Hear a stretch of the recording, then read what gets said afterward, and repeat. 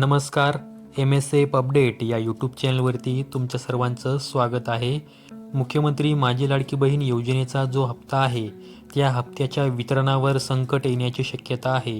जे लाडकी बहीण योजनेचा जो हप्ता 14 तारखेला येणार होता तो लांबणीवर जायची शक्यता आहे.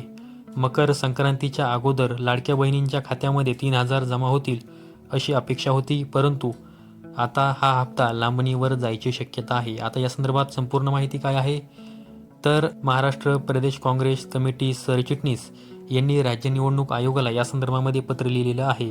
आता तुम्ही यामध्ये पत्राचा विषय पाहू शकता. महानगरपालिका निवडणूक संपल्यानंतर लाडकी बहीण योजनेची रक्कम वितरित करण्याबाबत अशा प्रकारचा हा पत्रव्यवहार झालेला आहे.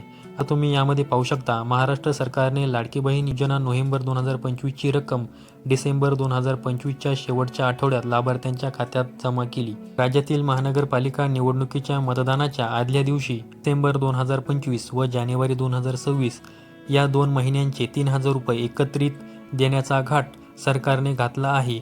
ही बाब 1 कोटीहून अधिक महिला मतदारांना प्रभावित करेल. निवडणुकीच्या दिवशी मतदान सत्तारूढ पक्षाच्या उमेदवारांना करण्यास प्रवृत्त करणार आहे. एक प्रकारची सामूहिक सरकारी लाच आहे. आदर्श आचारसंहितेचा भंग या सरकारी कृतीमुळे होत आहे. लाडकी बहीण योजनेला आमचा विरोध नाही.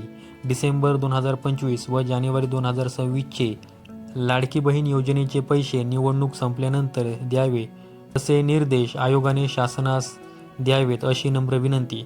आणि अशा प्रकारचं पत्र महाराष्ट्र प्रदेश काँग्रेस कमिटी सरचिटणीस यांनी राज्य निवडणूक आयोगाला लिहिलेलं आहे.